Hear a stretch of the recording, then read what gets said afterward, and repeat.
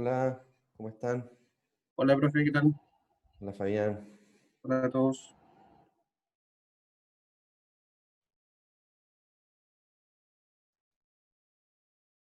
Un segundito, voy a...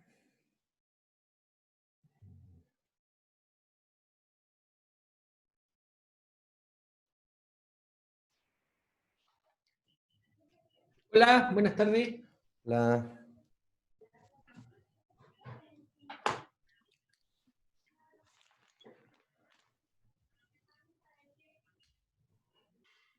Hola, profe. hola, Matías. Uy, que somos hartos.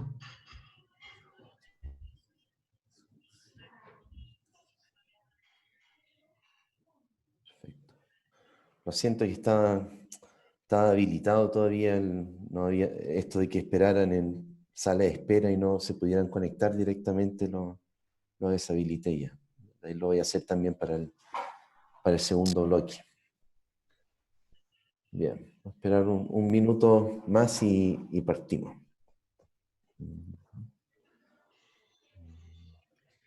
Profe, y este curso, disculpe el comentario, es tan grande porque se mezclan otros programas.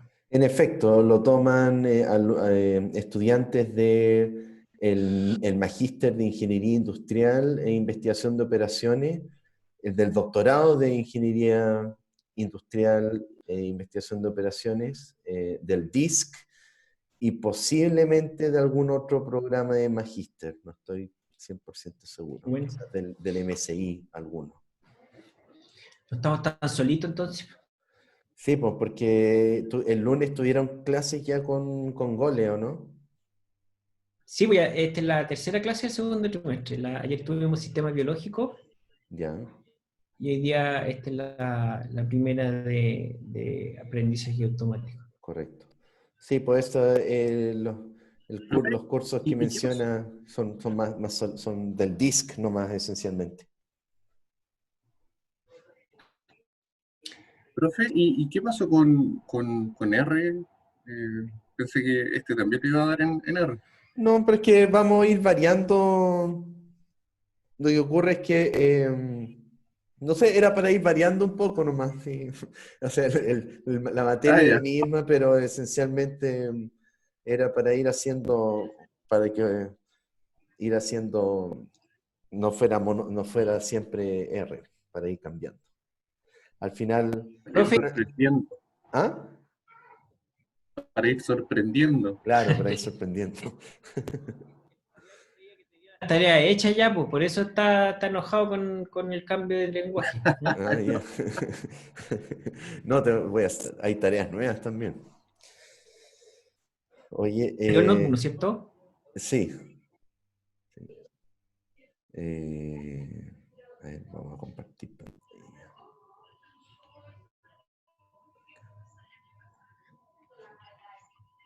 Ok, entonces, bueno, partamos. Saludos a todas y todos. Bienvenidos al curso de aprendizaje automático, en inglés Machine Learning, ¿verdad? Este es un curso que ha ido agarrando cada vez más popularidad. La versión de este curso en los programas de posgrado académico hace unos 2, 3 años atrás era una versión mucho más teórica, y de a poco ha ido cambiando y hoy en día el curso tiene un enfoque un poco más bien práctico. Igual vamos a ver aspectos teóricos, pero también va de la mano muy con la parte práctica para que ustedes puedan jugar con los algoritmos y también aprender a usarlo, ¿ya? El curso esencialmente es transversal para todas las especialidades, ¿verdad? Está pensado como algo útil que les pueda servir tanto a mediano plazo como a largo plazo. Y me explico, a mediano plazo es muy probable que no todos ustedes terminen haciendo sus investigaciones de su tesis, ¿verdad? Ya sea de magíster o doctorado en esta área, pero es muy posible que ocupen alguna de las herramientas que veamos en este curso para poder analizar datos, por ejemplo, y obtener conclusiones, en fin, por lo tanto va a ser una herramienta útil para fines de sus tesis de doctorales y magíster.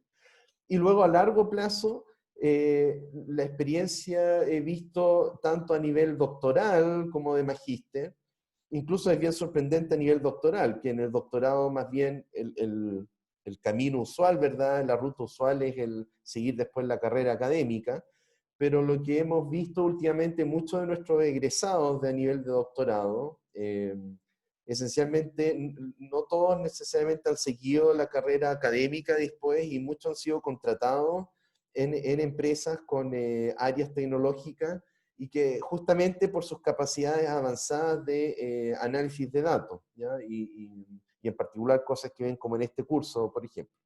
¿Ya? Y bueno, y esto también es válido para los estudiantes los y las estudiantes a nivel de magíster, ¿ya? Por lo tanto, espero que este curso sea de utilidad, va a ser más bien práctico. Las evaluaciones, como sale en el syllabus, van a ser mediante 3 tareas a lo largo del trimestre. Las tareas puede que aparezcan algunas preguntas teóricas, pero esencialmente van a ser problemas más bien prácticos, en donde van a tener que reutilizar los códigos que ya hemos visto en clase. Por lo tanto, también quiero dejar en claro que este no es un curso de programación, vamos a utilizar una librería donde ya están implementados los algoritmos, por lo tanto no vamos a estar programando de cero los algoritmos, sino más bien ocupar algunas pocas líneas de código para poder usar esas librerías que ya traen todo implementado, ¿ya? Por lo tanto, ahora sí hay que tener algunas nociones básicas para poder interactuar, ¿verdad? Y eso va a depender entonces de cada una y uno ponerse al día si es que ven que no entienden mucho. Ahora, Anthony, que está conectado, también es el ayudante del curso, él es estudiante ya de tercer año del DIO, del Doctorado en Ingeniería Industrial e Investigación de Operaciones. Él es súper seco en cualquier lenguaje de programación realmente, así que la primera ayudantía que va a ser pronto va a ser esencialmente un repaso quizás de programación en Python esencialmente, y más que todas las cosas que vamos a estar utilizando en el curso, que es manejo de matrices y cosas así, usando, qué sé yo, Pandas o NumPy, ¿verdad? Que son como las librerías usuales para poder hacer manejo de data en Python. Así que dicho aquello, como les puse en web curso, una vez que tienen Anaconda, ¿verdad? Sencillamente les voy a pedir que ejecuten abran el Jupyter Notebooks, ¿verdad? De manera alternativa también lo pueden hacer en Google Colab, que quizá Anthony les puede mostrar también en web curso, bueno, o subir en web curso, perdón, mostrar en la ayudantía, y subir en web curso algunos links para los que quieran ver. Las otras alternativas también de poder abrir el notebook y luego acá esencialmente ir a la carpeta que yo les subí en web curso, al lugar donde ustedes lo hayan descargado, ¿verdad? Entonces, esto vendría siendo aprendizaje automático en mi caso, 2020, clase 1, ¿verdad? Y introducción, la clase de introducción, ¿ya? Mi conexión internet inestable. Un segundito, ahí sí. Entonces, aparte del archivo que contiene... Disculpe, ¿Sí? lo subió a web curso. Sí. A lo mejor los del disk no lo tenemos. Entonces, yo lo subí al disk, al web curso de disk. No lo Sí, profe, lo que pasa es que aparece parece que fuera título, pero el primer elemento de la primera clase. Ah, ya, gracias. Eso. Perfecto. Gracias, Rodrigo. Ok, Ah, entonces, dentro del archivo también había, aparte del archivo que se llama introducción, venía también otro archivo que trae esencialmente la lista como de librerías que cargamos, y entonces esencialmente ustedes si ejecutan el primer bloque va a cargarse automáticamente la lista de todas las otras librerías que usamos, y ese archivo se llama Preamble, ¿verdad?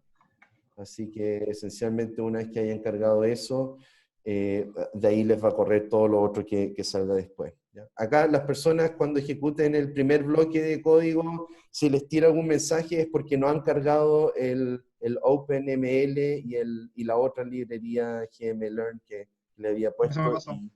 Y entonces eso tienen que hacer un pip install como puse en el mensaje, y los que tengan problemas también le pueden escribir por interno vía chat aquí a Anthony o escribirle un email, ¿ya? Pero en todo caso no es grave, ¿eh? Yo voy a mostrarle acá y después ustedes lo pueden ejecutar con calma, ¿ok?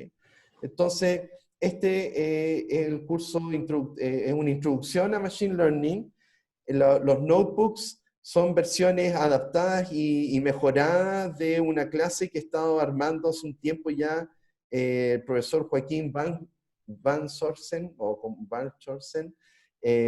holandés, que es uno de los creadores de AutoML, que si tenemos tiempo al final del trimestre podemos ver un poco de eso, que es como hacer Machine Learning de manera totalmente automatizada, ¿ya? Pero bueno, eso ya es cosa aparte.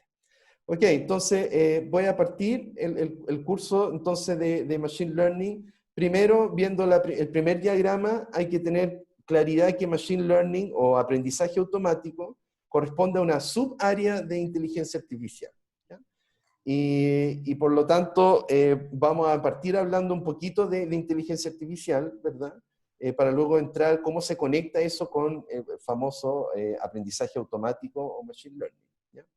Y tal como se señala acá, esencialmente inteligencia artificial formalmente surge en la década de los 50, principalmente juntando a académicos y académicas del ámbito de ciencias de computación, también un poco de probabilidades y estadística, y gente especialmente en ámbitos como de base de datos. Y ahí la pregunta de base era exactamente si es que era posible esencialmente poder tener un computador que pudiera ejecutar tareas de manera autónoma, ¿ya? Y ahora el tema es que esas tareas no eran cualquier tarea, sino que eran tareas de un nivel que uno pudiera asociar como intelectual que realizan los seres humanos, ¿ya? Por lo tanto, ese era el desafío, y la primera rama dentro de inteligencia artificial que empezó a tener un cierto nivel de éxito se conoce como inteligencia artificial simbólica, ¿ya? Y esencialmente la inteligencia artificial simbólica era que uno pudiera traspasar, ¿verdad?, parte del conocimiento de uno a través de código, programar uno mismo esencialmente ciertas reglas, ¿ya? Para luego después hacer una consulta a este sistema, y el sistema pudiera responder en base al conocimiento que ya se le había ingresado previamente, vía antecedentes, hechos, y también a través de y las reglas, ¿verdad?, de cómo se relacionan estos hechos. Y un ejemplo, como se señala acá, inteligencia artificial simbólica, eh, son reglas programadas, ¿verdad?, para administrar el conocimiento, y por lo tanto este tipo de enfoque en verdad funciona bastante bien para problemas en cual las condiciones de borde, si uno quiere decir, o el entorno está muy bien delimitado, ¿ya? Y eso ocurre mucho en esencialmente algunos juegos, por ejemplo, un juego de damas, ajedrez, como aparece ahí, y después más adelante una versión evolucionada, lo que se llamó sistema de expertos, que veremos un poco más abajo. Todavía se ocupa en algunos dominios, ¿verdad? Por ejemplo, en el diseño de chips, que aparece ahí.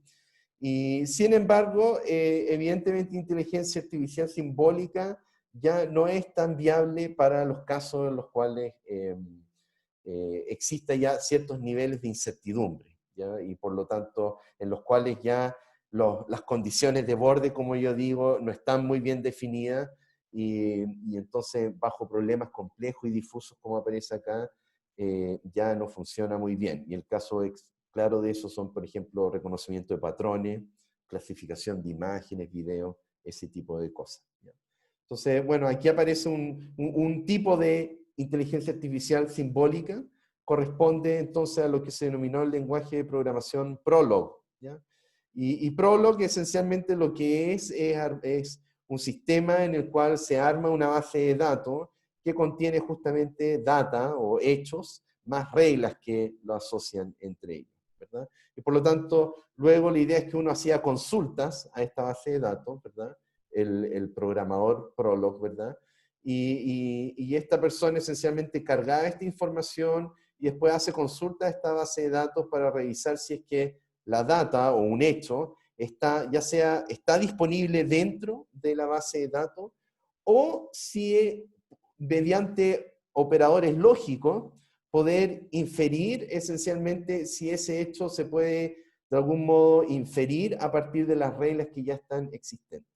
Por lo tanto, aquí ocupa mucho de matemática lógica que uno ve en primer año de álgebra o algo así con las tablas de verdad y todo ese tipo de cosas, ¿verdad? Ahora, una versión un poco más evolucionada de inteligencia artificial simbólica fue lo que en los años 80 fue el boom de lo que se conoció como sistema experto, ¿ya? Y el sistema experto esencialmente ya incorpora también una interfaz usuario-máquina más amigable, con el cual ya cualquier persona pudiera estar haciendo alguna consulta y no necesariamente un programador experto. Y dentro del sistema experto, ¿verdad? Aparece entonces, tiene una máquina potente de inferencia para poder llegar a conclusiones, ¿verdad? En función de la pregunta que está realizando el usuario. Y esta máquina de inferencia interactúa con esta base de datos de conocimiento, que acá en el caso de sistema experto, esencialmente son reglas del tipo sí, entonces, ¿ya? If then, y que son nuevamente programadas manualmente o son ingresadas por el experto del dominio del problema, ¿ya? Por lo tanto, aquí aparece a modo de ejemplo, ¿verdad? Un sistema en el cual un médico tiene una base de datos en donde esencialmente tiene una serie de reglas asociadas a síntomas, ¿verdad? Para enfermedades que son más rutinarias, ¿verdad? No tan complejas como resfrío o cosas de ese estilo. Y esencialmente entonces tener una serie de reglas en donde pregunta, a ver, si la temperatura no tiene fiebre, pero sí tiene dolor de garganta, entonces puede ser tal cosa, por ejemplo. Y luego eso se le entrega la recomendación al usuario. Ahora, insisto que este esquema, este enfoque, fue todo un éxito en la década de los 80, y básicamente cuando uno hablaba de inteligencia artificial en esa época, esencialmente nos estábamos refiriendo a esto, a sistemas expertos, ¿ya? Sin embargo, ¿verdad? Como aparece en este diagrama acá, que es un concurso ya bien clásico, cuando uno ya quiere tener un sistema experto que te dé reglas para poder discriminar en ambientes mucho más inciertos y también medios difusos, ya se hace cada vez más difícil estar programando reglas específicamente para un cierto dominio. Hay que estar como parchando, como uno dice, para ir viendo los casos. Y efectivamente en problemas de reconocimiento de patrones, que en algunos casos si uno ve esta imagen así rápidamente y después le pide decir cuáles eran Chihuahua o un muffin, ¿verdad? En verdad hasta uno mismo podría equivocarse, ¿verdad? Entonces, esencialmente, ya para estos tipos de problemas, ¿verdad? Ya más de tareas que uno quisiera automatizar, pero que requieren un cierto nivel más de inteligencia, si uno quisiera señalar, o capacidad de actuar frente a escenarios en los cuales las condiciones, ¿verdad?, del entorno no están del todo bien definidas, ¿verdad? Entonces acá se requiere un upgrade, por decir de algún modo. Y eso es justamente lo que fue la solución dentro del área de inteligencia artificial para apuntar a estos problemas más complejos, ¿verdad? Surge lo que se denomina aprendizaje automático, ¿ya? Y aprendizaje automático esencialmente es un cambio de paradigma de cómo uno esencialmente programa o enfrenta estos problemas de poder realizar tareas de clasificación o de identificación automática de de fuera de la tarea que uno esté realizando. ¿Ya? Entonces, la primera línea que aparece acá, ¿verdad? Bueno, como aparece acá, el espíritu detrás de Machine Learning es justamente, son las computadoras capaces de aprender y de ser originales, ¿verdad? Pensando en la idea en que inteligencia artificial simbólica esencialmente eran capaces de atender, o su capacidad de algún modo estaba limitado a lo cual uno mismo como programador alimentaba a este sistema vía estas reglas explícitas, ¿verdad? Y por lo tanto, más bien la pregunta es, bueno, ¿sería capaz del computador de sorprendernos, ¿verdad? Dado que fuera capaz de dar una respuesta frente a algo en lo cual yo no le he programado previamente. Entonces, acá hay un cambio de paradigma en el cual lo que vimos, la parte clásica, ¿verdad? Es que yo le entrego los datos, los facts que salían antes, los hechos, junto con las reglas que que asocian estas datas. Y luego un enfoque más bien de programación clásica, en el cual uno ingresa el código que relaciona estos dos entradas, ¿verdad? Genera la salida, entrega la respuesta correspondiente. ¿Ya? Entonces, qué sé yo, si el día está nublado, ¿verdad? Y la temperatura es baja, entonces la regla va a ser que no podemos salir a jugar afuera. Entonces la respuesta sería, si yo le ingreso esa regla y le ingreso la data con la temperatura y el clima, entonces me va a decir, no puede jugar afuera porque cumple la regla que yo haya ingresado, en fin. Acá el cambio de paradigma ahora es no que la máquina responda en base a las reglas que yo le he ingresado previamente, sino que ahora es la máquina, que es la máquina, cuando hablo de máquina me refiero al computador, al programa computacional, que va a ser capaz de ellos mismos, ellas mismas, ser capaz de inferir cuáles son las reglas y más que reglas, cuáles son los algoritmos, los programas computacionales que relaciona una entrada que viene dado por data con la respuesta deseada. ¿Ya? Por lo tanto, ya no es el uno que programe la regla, sino que es el mismo sistema que es capaz de inferirla. ¿Ya? Y para hacer eso, entonces, esencialmente se requieren de algunas métricas, ¿verdad? La primera línea que está escrita acá es la definición que da Tom Mitchell, que es uno de los fundadores en aprendizaje automático, que está en Carnegie Mellon, y esencialmente él define Machine Learning como aprender a realizar una tarea T, dada la experiencia, que es la data esencialmente siempre mejorando de acuerdo a alguna métrica M. ¿Ya? Entonces, la idea acá es tratar de inferir, ¿verdad?, las reglas correctas para poder ejecutar las tareas, y esta parte de inferencia vamos a ver que se realiza en base a algún tipo de métrica que pueda medir el error, ¿verdad? Entonces, el nuevo paradigma de programación ahora es que el sistema se entrena en lugar de programarlo explícitamente. ¿Ya? Y el proceso de entrenamiento se refiere a esto, a entregar los pares ordenados para esta data, a este acontecimiento, esta es la salida que yo esperaría que el sistema me entregara. ¿Ya? Por lo tanto, este entrenamiento se hace con data histórica, acontecimientos que ya ocurrieron en el pasado, en el cual yo tengo la información de, frente a este escenario, cuál fue el resultado. Y segundo, es que yo más bien lo que busco es que el sistema sea capaz de generalizar, ¿verdad? Es decir, que a partir de ejemplos, para poder encontrar estas reglas, los modelos, ¿verdad? Para poder actuar y poder predecir en el futuro frente a nuevas entradas. ¿Ya? Entonces el modelo se busca que tenga el concepto técnico acá, es poder de generalización. Es decir, que una vez que ya está entrenado el modelo, yo lo pueda usar después con datos nuevos, datos que el modelo no ha visto antes durante su entrenamiento, y el modelo debería ser capaz de realizar una predicción de manera adecuada. ¿Ya? Y evidentemente, a medida que se disponga de más datos, se podrán abordar problemas más ambiciosos. ¿Ya? Entonces, acá, evidentemente, la data pasa a ser un insumo vital para poder hacer Machine Learning. Ahora, para las personas que ya tengan, vengan de un mundo o con cierta formación del ámbito de estadística, efectivamente hay un cierto nivel de traslape entre ambos mundos, entre el mundo de aprendizaje automático y de estadística, ¿ya? Por ejemplo, ambos tienen como objetivo hacer predicciones de fenómenos naturales, ¿ya? Es decir, que dado data que yo observo de algún fenómeno, ¿verdad?, es poder obtener entonces algún tipo de conclusión al respecto, ¿ya? Ahora, en estadística, esencialmente el enfoque que busca o tiene es poder ayudar a los humanos a entender el mundo.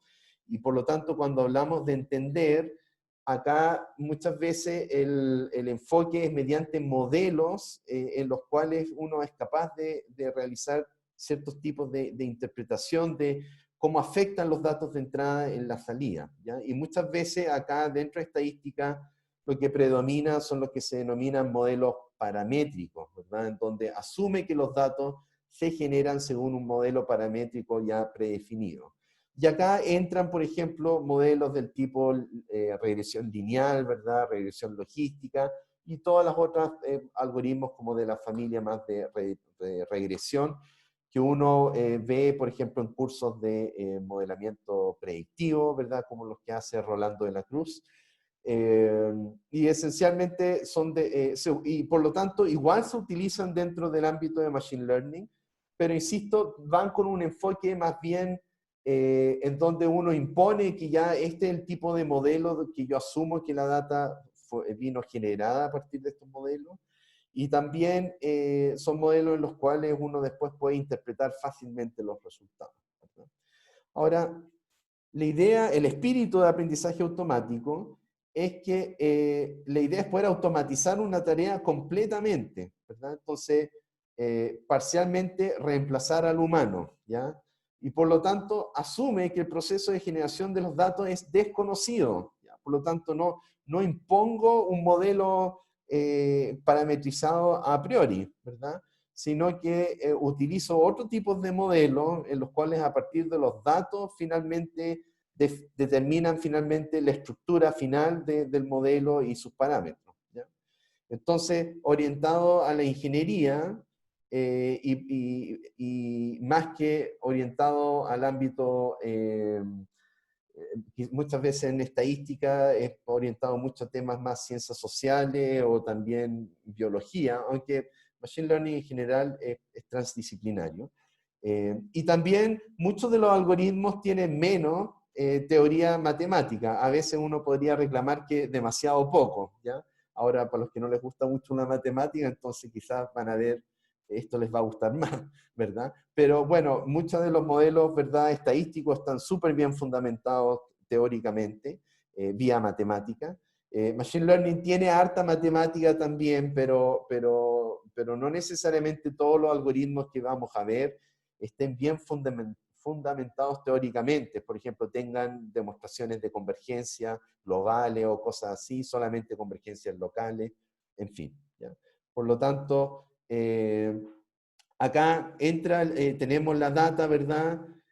Aquí a priori yo no me amarro con una estructura fija, sino que pruebo una familia de modelos y que finalmente, por ejemplo, en los casos de árboles de decisión, yo a priori yo no sé básicamente cuál va a ser la profundidad del árbol, ni tampoco cuáles van a ser las variables de estos datos de entrada que finalmente va a utilizar el árbol para realizar la tarea de clasificación o de regresión que se esté buscando. Y por lo tanto, ese es más bien el espíritu que hay detrás dentro de aprendizaje automático, ¿ya? Acá, para las personas que estén más interesados en poder hacer un poco el contraste y entender un poco la diferencia y similitudes de estos dos mundos, estadística y machine learning, acá yo les dejé linkeado un paper en el cual justamente discuten estas dos culturas, ¿ya? Y estos dibujitos de acá, de hecho, vienen de este paper, ¿ya? Así que esto les recomiendo que puedan revisar. Esto. Si cliquean, les va a abrir, debería abrir, en efecto. Ahí. ¿verdad? Statistical Modeling, the two cultures. ¿Ya? Y entonces aquí compara ambos, ahí están las figuras que les mostré y todo. En fin.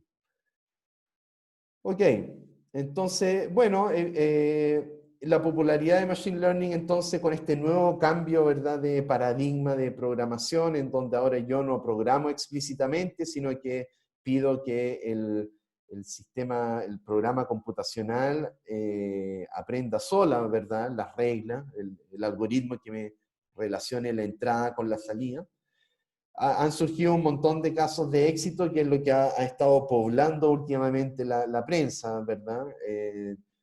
Y las grandes compañías tecnológicas o todo lo que sea asociado, todo lo que esté asociado a que haya data de por medio, están usando hoy en día técnicas de Machine Learning. Y ahí están los casos como el motor de búsqueda de Google, ¿verdad? Las recomendaciones que hace Netflix, en fin. Los traductores, el Google Translate ocupa un tipo de red neuronal que se llama Long Short Term Memory y que ocupa como 7 o 9 capas para realizar eso. Lo vamos a discutir después en el futuro. Todos estos sistemas de asistencia, ¿verdad? De habla, Siri, Alexa. Juegos, ¿verdad? AlphaGo. Hay un documental en Netflix de AlphaGo que es como entretenido, se los recomiendo. Los automóviles autónomos, en fin, medicina personalizada. Y esencialmente uno ve Machine Learning hoy en día en todas partes. ¿Ya? Por eso este curso es importante para ustedes en el sentido que independiente sobre qué línea de investigación sigan y en qué terminen haciendo su magíster, en verdad hoy en día Machine Learning está cada vez pasando a ser casi como un curso como de plan común, o sea que un ingeniero debe dominar así como un curso de cálculo. ¿Ya? Tipos de Machine Learning, esencialmente hay varias categorías, pero las 4 más macro, grandes, son estas que aparecen aquí. La primera, y que es la más popular hasta hoy en día, podría cambiar, pero hoy en día sigue siendo lo más popular, es lo que se llama aprendizaje supervisado. Y en ese caso, la idea, la tarea que hay detrás de esto es aprender un modelo a partir de datos de entrenamiento previamente etiquetados. Es decir, que ya tengo cuál fue el resultado de esos datos de entrada, la salida deseada, ¿verdad? Por ejemplo, pensando en un sistema para detectar fraude, entonces tengo en un banco, tengo datos que caracterizan a mis clientes, usuarios, ¿verdad? Qué sé yo, la renta, la edad, en qué comuna viven, en fin, una serie de variables que caracterizan a los clientes de un banco. Y también un registro histórico de cuáles de ellos han cometido algún tipo de fraude en la historia del banco y quiénes no, ¿verdad? Entonces ahí tengo una base etiquetada sobre personas que han cometido fraude y personas que no han cometido, y a su vez cuál es su vector de atributos, de variables de entrada que caracterizan a cada persona. Por lo tanto, una vez que ya está entrenado ese modelo, la idea es que dado una nueva entrada X, es decir, un nuevo vector con atributos de un cliente, ¿verdad? Puede predecir, ¿verdad?, si es que esa persona potencialmente va a cometer un fraude o no, ¿verdad? Por ejemplo, dadas las imágenes de gatos y perros, en un problema de clasificación de imágenes, ¿verdad? Predecir si una nueva imagen, si yo lo alimento al sistema con una imagen, que automáticamente me pueda decir si es que es un gato o un perro. O el ejemplo que vimos antes, ¿verdad? Si yo le paso una de las imágenes que vimos antes del Chihuahua y Muffin, puede automáticamente decir el sistema, esto es una imagen de un Muffin, por ejemplo. Así que esto es como lo más popular hoy en día. La limitante sí es que hay que tener una base de entrenamiento y básicamente es tener ejemplos con las etiquetas. La etiqueta es básicamente señalando si este es un caso fraudulento o no, por ejemplo, o si esta imagen corresponde a un chihuahua o no corresponde a un chihuahua. Entonces, esa parte de agregar la etiqueta es un proceso manual actualmente, que lo tiene que hacer el humano, armar la base de entrenamiento. ¿Ya? Ahora hay esfuerzo, ustedes mismos se han dado cuenta en Google o en algunos portales, ¿verdad? Cuando a modo de seguridad te piden hacer un tick, ¿verdad? Y decir yo no soy un robot y aparece un captcha o algo así, marque todas las imágenes que tienen paso de cebra, por ejemplo. Y uno ingenuamente empieza a marcar, ¿verdad? Para poder acceder al lugar donde uno quería seguir avanzando.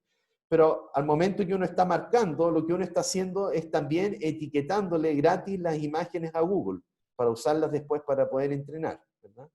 Entonces, en fin, hay toda una línea de discusión sobre eso.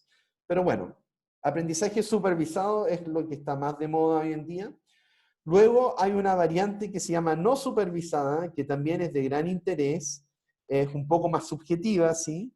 Y acá esencialmente está pensado en poder, como se señala acá, explorar la estructura de los datos para extraer información significativa. Es básicamente poder ver cómo se agrupan naturalmente los datos, ¿ya? Y por lo tanto se ocupa mucho para fines de clustering, poder hacer segmentación de clientes, por ejemplo. ¿Ya? Cómo se agrupan naturalmente mis clientes en base a los atributos que estoy utilizando, variables que estoy utilizando para caracterizar el comportamiento de ellos o ellas. ¿Ya? Y por lo tanto, como señalan acá, dadas las entradas X, ¿verdad?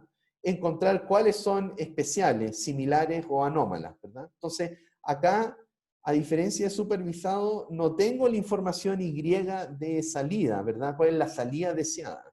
Por lo tanto, acá la forma de poder medir si el resultado es bueno o no, está en base a otra lógica, más bien asociada a ciertas métricas que vamos a ver después en el futuro, pero esencialmente está pensado para identificar grupos de datos con comportamiento similar. Luego tenemos algo intermedio que se llama semi-supervisado, y es básicamente aprender de un modelo que tiene poco ejemplo etiquetado y mucho sin etiquetar, ¿ya? Por lo tanto, es cuando uno está, es justamente una fase intermedia entre supervisado y no supervisado. Y entonces la gracia aquí es que los ejemplos sin etiquetar agregan información sobre qué ejemplos nuevos son probables que ocurran, ¿ya? Entonces aquí hay algunas estrategias que de algún modo se benefician por esta dualidad de problemas, ¿ya? Esto no lo vamos a cubrir en el curso, esto es ya más avanzado para casos bien específicos.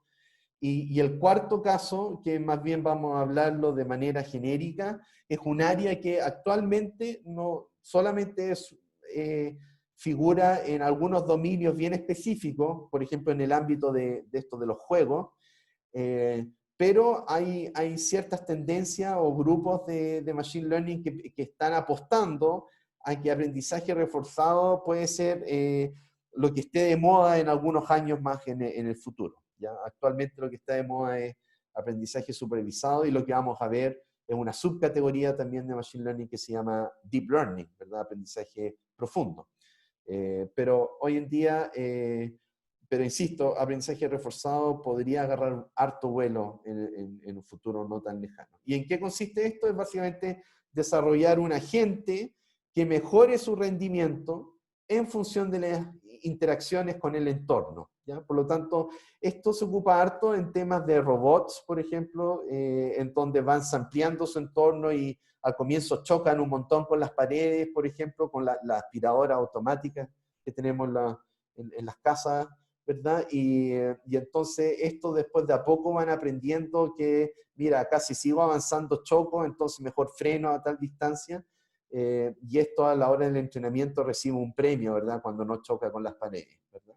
Y así va entrenando. Y ahí eso se llama aprendizaje reforzado. Ahora, hay muchos de los sistemas de Machine Learning prácticos, ¿verdad? Pueden combinar muchos tipos en un solo sistema. ¿Ya? Es decir, que yo desarrollo una solución y le pongo, esto es una solución usando Machine Learning, pero internamente está utilizando tanto técnicas de aprendizaje no supervisado como también usando cosas de aprendizaje supervisado y eventualmente de aprendizaje reforzado. ¿Ya? Así que ojo con eso. Ok, a modo general también, hablemos un poco de Machine Learning supervisado. Acá la idea es básicamente aprender un modelo a partir de datos de entrenamiento etiquetados y luego hacer predicciones, ¿verdad? Supervisado, sabemos el resultado correcto, deseado, a eso es lo que me refiero con la etiqueta, y básicamente los problemas que ataca uno en aprendizaje supervisado son esencialmente problemas de clasificación, que es cuando la salida es más bien una etiqueta, algo discreto, ¿verdad? Categórico, o si la salida es una salida numérica, predecir, por ejemplo, el dólar, ¿ya? Y a eso uno le llama regresión, ¿verdad? Y ahora, fíjense que muchos de los algoritmos que vamos a ver supervisados, en verdad sirven para hacer ambas cosas. Sirven tanto para clasificar, como también si uno quisiera hacer regresión. Aquí aparece un ejemplo visual, ¿verdad?, de lo que estábamos hablando. Entonces, lo que está marcado con línea celeste o azul, ¿verdad?, viene siendo la parte del entrenamiento, en donde acá tenemos nuestro conjunto de entrenamiento, son estas imágenes, por ejemplo.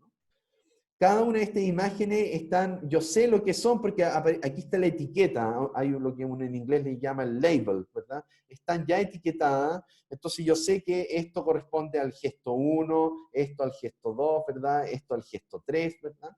Entonces esto viene siendo mi conjunto de entrenamiento, en donde si yo veo esta imagen, yo sé que esto es gesto 1. Y entonces acá esencialmente Machine Learning en el curso vamos a estar viendo diferentes algoritmos para transformar, ¿verdad?, esta data y la respuesta en un modelo, ¿verdad? Y lo que antes hablábamos de regla, es un modelo matemático que hace lo que se llama una función de mapeo, mapea la entrada, la imagen, a una salida que viene siendo la etiqueta, ¿verdad? Entonces, una vez que esto ya está entrenado, ¿verdad? La idea es que yo lo pueda utilizar para clasificar nuevas entradas. Por ejemplo, esta nueva imagen de acá, que no está disponible en el conjunto de entrenamiento, es algo que nunca ha visto el modelo, pero como hablamos antes, como la idea de que este modelo tenga poder de generalización, uno espera entonces que el modelo pueda clasificar correctamente y decir, mira, esta imagen que me están alimentando con acá, corresponde entonces a una imagen que está realizando el gesto número 1. ¿Ya? Por lo tanto, en este diagrama aparece esencialmente resumido en qué consiste el aprendizaje supervisado, ¿verdad? Entonces, aquí toda la magia ocurre en el algoritmo que uno esté utilizando para poder seleccionar, entrenar el modelo resultante, ¿verdad? Acá aparece también una forma más esquemática, ¿verdad? En donde ya no con imágenes, pero se entiende lo mismo, ¿verdad? Tengo el conjunto de entrenamiento que debe tener las etiquetas, las salidas deseadas. Acá se utiliza el algoritmo de Machine Learning que vamos a estar viendo varios en el curso. Y una vez que esto ya está operando, ¿verdad? Uno lo ocupa como modelo predictivo que sea capaz de, frente a nuevos datos, realizar una predicción. Acá está todo lo que hablamos recién un poquito de manera más formal. Entonces, el problema en aprendizaje supervisado es encontrar una función de mapeo, f, que pueda mapear desde un espacio de entrada x a un espacio de salida y. ¿Ya? Típicamente y es de menor dimensión que x, ¿ya? Pero eventualmente podría ser de la misma dimensión, ¿ya? O más si uno quisiera, ¿ya? Entonces, ese es el problema. La entrada viene siendo de el conjunto de entrenamiento, por lo tanto, para cada dato de entrada yo tengo que saber cuál es su salida deseada, ¿verdad? Este X que aparece escrito así de manera más simple, en verdad es un vector multivariado que contiene varias variables que caracterizan al fenómeno que estoy modelando, ¿verdad? También podría ser básicamente la imagen, X podría ser representar la imagen, o atributos que uno extrae de la imagen para poder caracterizarla. Y entonces es la salida deseada. Luego entonces tenemos F, que viene siendo el algoritmo de Machine Learning que vamos a estar, los diferentes que vamos a estar viendo, que cumplen ese rol de función de mapeo, ¿ya? Ahora, esa función depende de un conjunto de parámetros de los cuales entonces el proceso de entrenamiento lo que hace es justamente poder encontrar, ¿verdad?, esos valores de los parámetros de f, tal que esencialmente cuando yo quiero usar f con los parámetros ya encontrados durante el entrenamiento, cuando quiero usar f para una entrada nueva, la salida de f y gorro sea una salida que se parezca, sea lo más cercana a la salida correcta, deseada, ¿verdad? Así que eso es básicamente la estructura de todo enfoque de aprendizaje supervisado, ¿ya? Insisto, mencionamos antes el problema de aprendizaje supervisado se puede subdividir en dos problemas que se llaman clasificación o regresión, y eso depende de la naturaleza de Y, de la salida, ¿ya? Entonces, en el problema de clasificación, ¿verdad?, la idea acá es predecir una etiqueta de la clase, ¿ya? Y que típicamente es muchas veces es categórica, o también puede ser discreta y desordenada, ¿ya? Es decir, que la salida que estoy prediciendo no es un valor numérico con sentido, ¿ya? Aun cuando en la etiqueta yo podría utilizar números como etiqueta, o sea, yo podría haber puesto, supongamos que en nuestra base de datos hay solo 3 tipos de gestos, ¿verdad? Y entonces yo cada una de estas imágenes le etiqueto, este va a ser la clase 1, la clase 2 y la clase 3. Por lo tanto, las salidas van a ser 1, 2 y 3. La predicción, en todo caso, ese 1 y 2 y 3, no hay que interpretarlo como valor numérico, es solo una etiqueta, ¿ya? Y por lo tanto, eso es lo que yo trato de predecir en un problema de clasificación. El valor de esa etiqueta que me señala a qué clase corresponde, ¿ya? Ahora, ese problema de clasificación puede ser un problema binario, es decir, que la salida, el problema de salida tiene solo 2 etiquetas, ¿verdad? Por ejemplo, un sistema que quisiera predecir si un email es spam o no, ¿verdad? Entonces, spam o no spam. Y también puede ser un problema que se llama multiclase, ¿verdad? En el cual uno le alimenta una imagen y quieres que reconozca, por ejemplo, a qué dígito o qué letra corresponde, ¿ya? Por lo tanto, hay varias clases ahí. Y muchos clasificadores pueden devolver incluso una confianza por clase, es decir, una vez que yo he clasificado, más bien me entregue como una probabilidad de que sea de esa clase correctamente, ¿ya? Y ahora, lo interesante del enfoque más bien de clasificación es que las predicciones que realiza el modelo producen lo que se denomina una frontera de decisión en el espacio de entrada de los datos, ¿ya? Para mostrar cómo discrimina, cómo separa entre una clase y otra, ¿ya? Entonces, acá aparece un ejemplo. Este código yo no espero que lo entiendan ahora, es solo que lo corran para poder generar esta visualización que está acá abajo.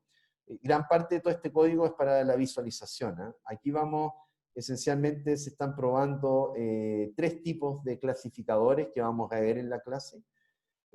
Una regresión logística, un clasificador de máquina de soporte vectorial y el clasificador con los K vecinos más cercanos, ¿ya? Pero por ahora eso no es algo que debiera preocuparles, sino que les voy a mostrar un ejemplo ahora de, para esto, supongamos que estos son mis datos de entrenamiento, ¿verdad?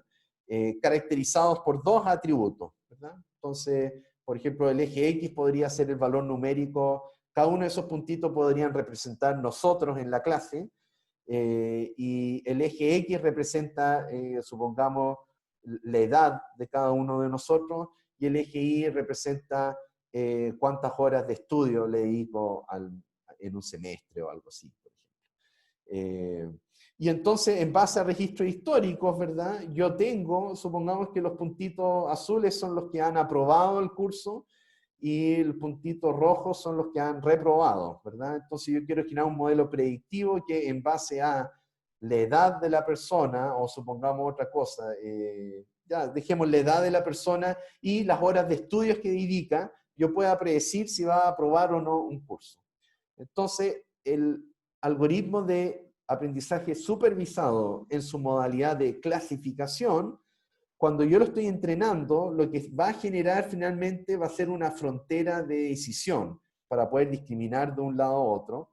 Esto es la frontera de decisión que genera un modelo simple como una regresión logística, y ya todos hemos visto en algún momento en nuestros cursos de estadística, por ejemplo, o en los laboratorios o algo así. Bueno, pero es un modelo bastante típico y que yo creo que todos hemos visto en algún momento. Y acá al lado, el modelo de regresión logística en verdad nos entrega cuál es la probabilidad, ¿verdad?, de que una de estas dos categorías sea la correcta, ¿verdad? Por lo tanto, aquí está la misma visualización, pero hecha esencialmente con este mapa de calor indicando la probabilidad de pertenecer entonces a una clase o la otra, ¿ya? Por lo tanto, aquí está la frontera de decisión dura que me va a poder permitir hacer la clasificación. Por lo tanto, esta frontera de decisión, todo lo que está pintado en rosado, ¿verdad?, va a ser que cuando llegue un nuevo punto, por ejemplo, un punto acá donde tengo puesto el mouse, va a ser clasificado en clase rojo, ¿verdad?, clase 1. Mientras que si llega un punto en la zona azul, ¿verdad?, entonces va a ser clase 0. Esta es la frontera de decisión que aprende un modelo más simple. Ahora, si usamos modelos más sofisticados de Machine Learning, por ejemplo, una máquina de soporte vectorial, entonces las fronteras de decisión ya no son lineales, sino que empiezan a ser no lineales, ¿verdad? Y entonces ahora puedo definir una frontera de decisión mucho más detallada y más precisa para poder clasificar un punto correctamente versus el otro, ¿verdad? Y aquí al lado aparece la probabilidad que yo hablaba antes. Y esto es lo que uno podría obtener si ocupara otro modelo relativamente simple llamado el KNN. Me genera esta frontera de decisión que, si bien no es una recta como la regresión lineal, tampoco logra generar como ese encapsulamiento que vimos antes con el SVM. ¿Ya? Entonces, esto es solo para ilustrar que estos modelos de clasificación, ¿verdad?, para poder realizar la tarea, lo que hacen es definir una frontera de decisión en el espacio de entrada de los datos, para que así cuando llegue un nuevo dato, dependiendo si yo estoy a un lado o al otro lado, ¿verdad?, el sistema va a clasificar, va a decir, es clase 0, si estoy aquí, si estoy acá, es clase 1. ¿Ya? Y entonces esta frontera de decisión se obtiene mediante la etapa de entrenamiento del algoritmo. ¿Ok? Acá tenemos el ejemplo clásico, acá, del dataset IRIS. ¿Ya?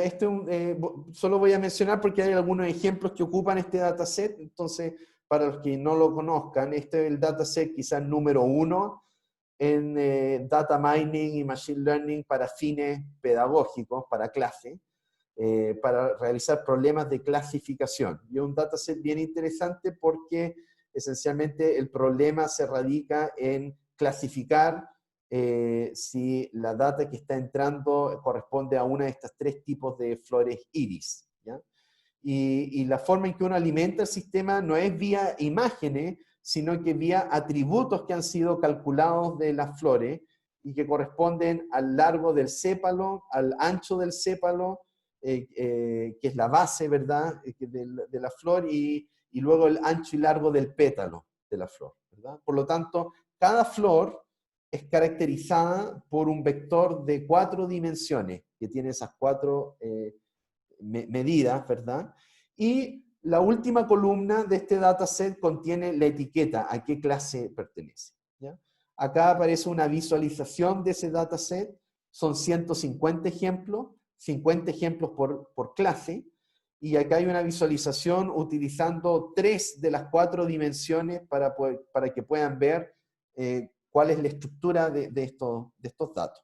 Entonces, la gracia que tiene este dataset, como pueden ver, es que esta categoría de acá, que es la setosa, es linealmente separable con respecto a las otras dos. Por lo tanto, clasificar bien no hay problema.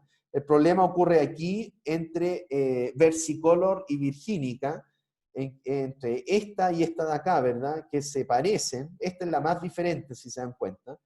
Entonces, esas dos como se parecen, los atributos logran discriminar, pero no completamente. Aquí pueden ver que hay como traslape, ¿verdad? Por lo tanto, por lo que vimos antes, si yo ocupo un modelo simple para poder discriminar, entonces aquí claramente hay separación no lineal y por lo tanto necesito quizá utilizar un modelo más potente para poder generar fronteras de decisiones más complejas y no solo un corte simple, ¿verdad? Esto solo se lo quería comentar porque es un dataset que básicamente vamos a hacer referencia en algunos momentos, así que para que tengan claridad cuando yo digo el dataset IRIS, bueno, ya saben, este dataset de flores que son 150 ejemplos y son 4 variables que caracterizan a cada flor y la salida es esta variable categórica que contiene la etiqueta. ¿Ya? Ok, eso es clasificación. Aprendizaje supervisado, también la salida puede ser un valor numérico, ya que tiene sentido numérico. Como dije antes, por ejemplo, predecir el precio del dólar o acá predecir la temperatura, por ejemplo. Y es un valor continuo, ¿ya? Entonces, la variable objetivo a predecir es numérica, ¿verdad? Y algunos algoritmos pueden devolver también un intervalo de confianza para ese valor numérico. ¿Ya? Y, por ejemplo, que encuentre, y la idea con este tipo de modelos es muchas veces poder encontrar la relación entre las predictoras, las variables de entrada y la salida, ¿verdad? Esto es lo que típicamente ven en los cursos de estadística, ¿verdad? Con los modelos de regresión lineal, lineal múltiple, en fin, ¿ya? Que seguramente los que han hecho el curso de modelamiento predictivo de Rolando de la Cruz son más expertos que yo en esos temas. ¿Okay? Por ejemplo, uno quisiera encontrar vía estos modelos una relación, ¿verdad?, entre horas estudiadas y la nota final, por ejemplo. Y eso te lo entrega los coeficientes del sistema. Un momentito, me llega una consulta aquí. Me tira el error. El programa tira. Ok. Ah, bueno, no es un problema del código. Ya. Veamos este otro ejemplo. Insisto, acá si ustedes se paran, hagan run nomás. No me interesa que entiendan lo que hay acá porque lo vamos a ver después en el curso. Entonces, aquí nuevamente vamos a ver ejemplos de qué ocurre con diferentes tipos de modelos de regresión. Aquí tenemos el típico modelo de regresión lineal simple porque es bidimensional, ¿verdad? Es decir, en base a un atributo poder y luego el eje Y contiene la salida deseada. ¿Verdad? Esta es la ecuación de la recta, básicamente, ¿verdad? Y aquí tenemos esencialmente el tipo de modelo, ¿verdad?, que yo puedo generar con regresión lineal, en el cual trato de predecir, ¿verdad?, dado un valor de mi atributo 1, ¿verdad?, si vale 1, mi sistema me estaría dando como resultado como salida 0,4, por ejemplo. ¿Ya? Ahora, vemos que esto no se ajusta tan bien a estos puntos, ¿verdad? Pero da la tendencia. Acá tenemos otro enfoque usando lo que se llama Bayesian Bridge, en el cual me permite poner estas fronteras, ¿verdad?, estos márgenes, para poder hacer las predicciones.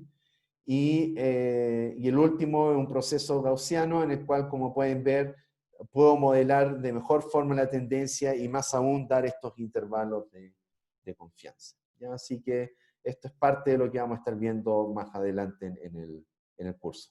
Pero nuevamente para mostrar, dependiendo el tipo de modelo, uno puede tener más precisión o menos precisión, ¿verdad?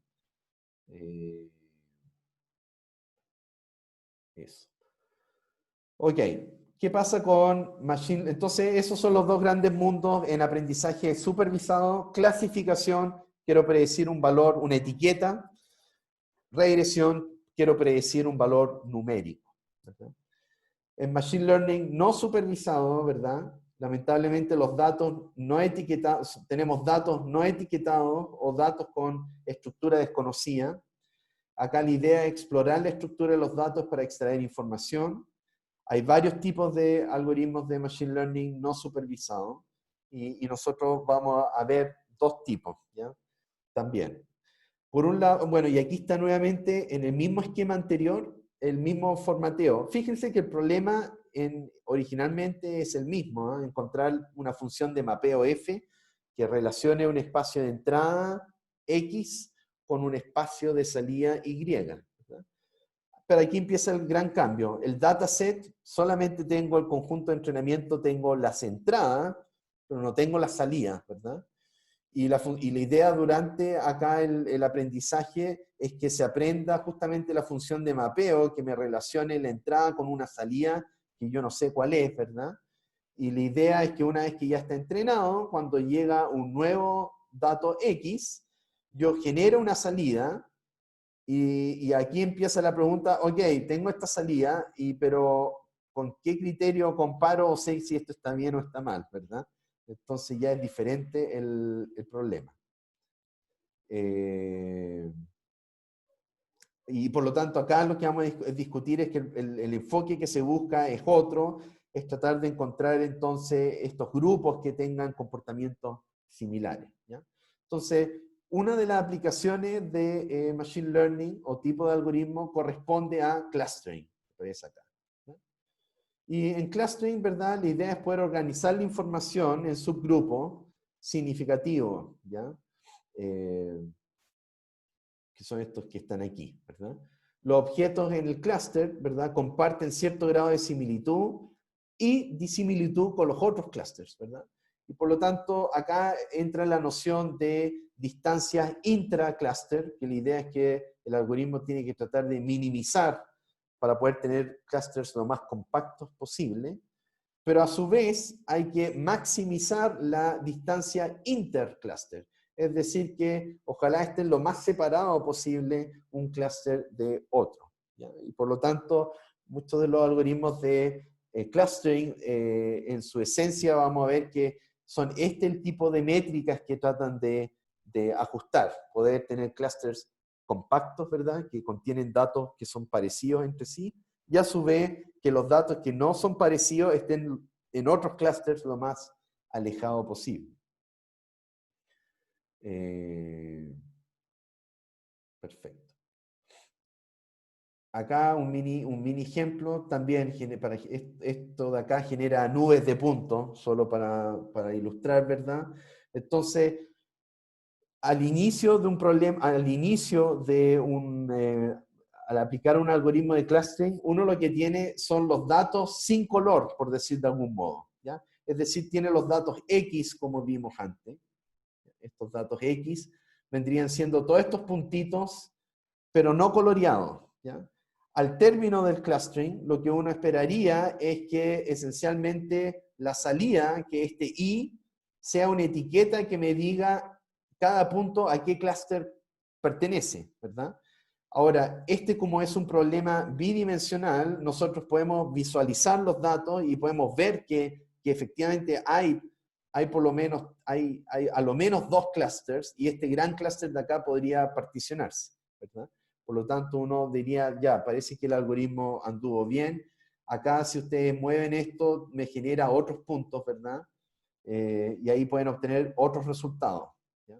Por ejemplo, acá sería algo, aquí este es lo otro interesante señalar, que los algoritmos de clustering, muchos de los que nosotros veamos, es el usuaria, la que debe especificar la cantidad de clusters que quiere encontrar, ¿verdad? Y entonces ahí uno también podría equivocarse cuando uno tiene, en verdad, dos nubes de puntos, y acá lo que estamos viendo es que el algoritmo de clustering se corrió para encontrar 3 clusters, cuando en verdad quizá era solo 2 los apropiados, ¿ya?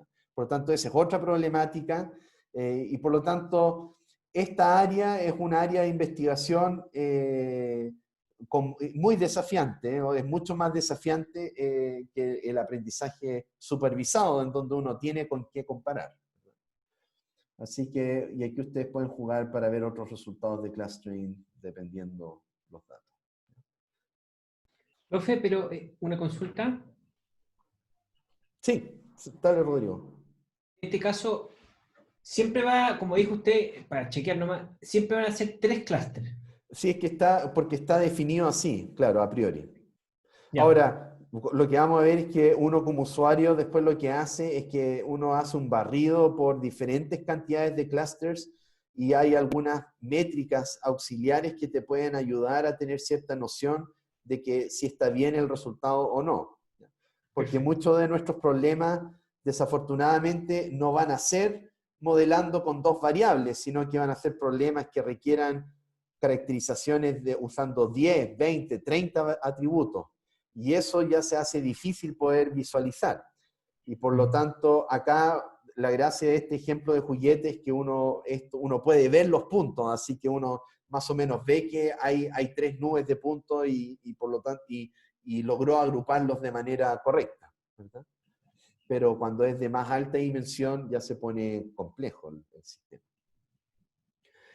El otro uso típico de Machine Learning no supervisado corresponde a lo que se denomina como reducción de dimensionalidad y que va un poco de la mano con esto otro, es decir, cuando tengo data de muy alta dimensión, cómo poder hacer una proyección a 3D o 2D, ¿verdad? 2 dimensiones, para que yo pueda visualizar esa data, poder verla como es, poder ver si es que aparecen estructuras de clusters, por ejemplo.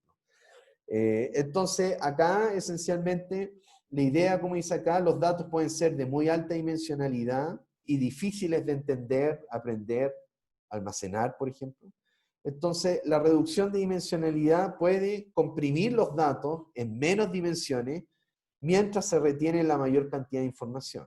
Entonces, aquí, contrariamente a la selección de características, las nuevas características pierden su significado original. Esto es porque una posibilidad que uno podría hacer es que, mira, tengo un problema, por ejemplo, el del dataset Iris, que de 4 dimensiones, y uno en base a algún análisis podría señalar, mira, en vez de 4 voy a quedarme con 2 variables y con eso yo las puedo plotear y visualizar, ¿verdad?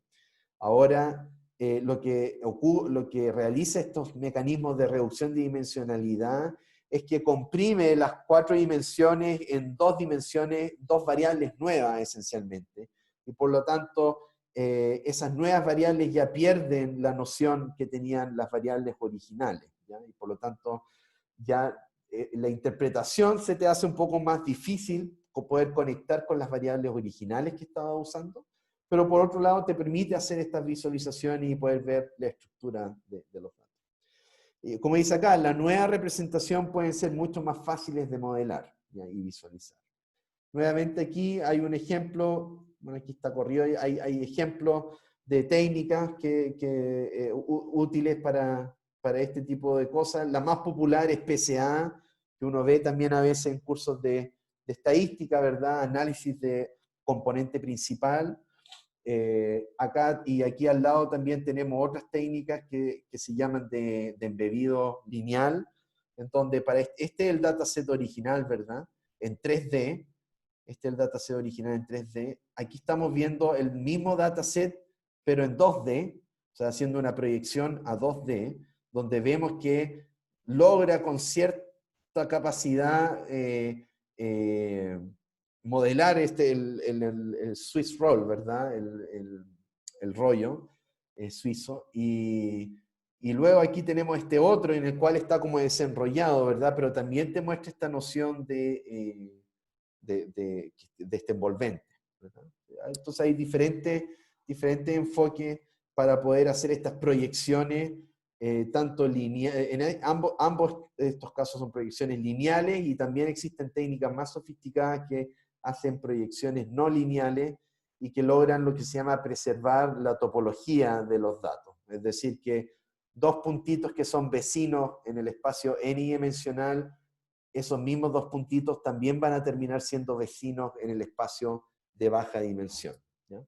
Y esa propiedad de preservar la topología, en estos ejemplos acá estamos viendo que tiene cierta capacidad, pero en otro ejemplo no necesariamente, ¿ya? Eso. Y aprendizaje reforzado, que se conoce como Reinforcement Learning, insisto, en esencia lo que busca es desarrollar un agente que mejore un rendimiento en función de las interacciones con el entorno. ¿verdad? Y es lo que se ocupa típicamente en los juegos, ¿verdad? En ajedrez, Go. Acá hay que buscar un espacio, ¿verdad?, de acciones y estado, se define una función de recompensa, ¿verdad?, que esencialmente te indica qué tan bien funciona, ¿verdad?, las acciones. Y acá la idea es aprender una serie de acciones políticas que maximicen la recompensa a través de la exploración. Y ahí es básicamente lo que hablamos antes del robot, nuestro robot que anda dando vueltas haciendo el aseo para nosotros, la aspiradora, ¿verdad? Así que esencialmente es una interacción entre el agente, el Estado representa en el ejemplo del robot las coordenadas donde está ubicado el robot, ¿verdad? Y esencialmente ver si puedes limpiar o no, ¿verdad? Y cuando choca, entonces eso entrega un feedback que lo está haciendo bien o mal, y eso va a modificar el estado de la gente y decir, no te muevas hacia allá, sino que dobla a la izquierda o a la derecha. Bien. Acá, cuando hablamos entonces, tal como señalan aquí, todos los algoritmos de aprendizaje automático constan de 3 componentes, que es lo que aparecen acá. Necesitamos una representación, necesitamos cómo vamos a evaluar, ¿verdad?, el sistema, y luego dentro un proceso de optimización para ir justamente ajustando los parámetros del modelo. Entonces, cuando hablo de representación, un modelo debe estar representado, ¿verdad?, en un lenguaje formal que la computadora pueda manejar, ¿verdad? Por lo tanto, define los conceptos que puede aprender en los espacios de hipótesis de las soluciones. Por ejemplo, un árbol de decisión, red neuronal, conjunto de puntos de datos anotados, ¿ya? Entonces, la representación, dependiendo del modelo que voy a utilizar, y necesito entonces que la data esté en el formato etiquetado y en el formato que me permita ser utilizado en alguno de estos algoritmos, por ejemplo. La evaluación, ¿verdad?, una forma interna de elegir una hipótesis sobre otra, es decir, cómo durante el aprendizaje, cómo el sistema sabe si lo está haciendo bien o mal, ¿verdad? Por lo tanto, aquí se define una función objetivo, una función de puntuación, o lo que se conoce como una función de pérdida o una función de error, ¿ya? Que es básicamente lo que uno obtiene al el entrenamiento, a ir comparando, perdón, la entrada, la salida que genera el modelo con la salida deseada, por ejemplo. Ese error uno lo puede después cuantificar, ¿verdad?, y utilizar para ajustar los parámetros del modelo. Aquí dice, por ejemplo, diferencia entre la salida correcta y predicción. Y la parte de optimización, una forma eficiente de buscar el espacio de hipótesis. El espacio de hipótesis se refiere al espacio de las soluciones, los parámetros del modelo, los valores de los parámetros del modelo final. Entonces, uno comience con una hipótesis simple, extienda, relaje, si no se ajusta a los datos, por ejemplo, eso puede ser una noción. Define la velocidad de aprendizaje, el número de óptimos que va a tener, y aquí típicamente muchos de los algoritmos lo que ocupan es la técnica que vemos en cálculo o en los cursos de optimización, que es el gradiente descendiente, ¿ya? Un modelo potente, flexible, solo es útil si también se puede optimizar de manera eficiente, ¿ya? Así que estos son como los 3 temas principales durante el aprendizaje. Ok, entonces con eso completamos el primer bloque. Al retorno vamos a terminar de ver un par de ejemplos más y después vamos a finalizar en la última parte viendo nuestro primer algoritmo de Machine Learning supervisado, ¿ya? Así que eso por ahora y después nos vemos a las 4:05 por ahí. Eso. Que estén bien. Nos vemos. Chao. Nos vemos.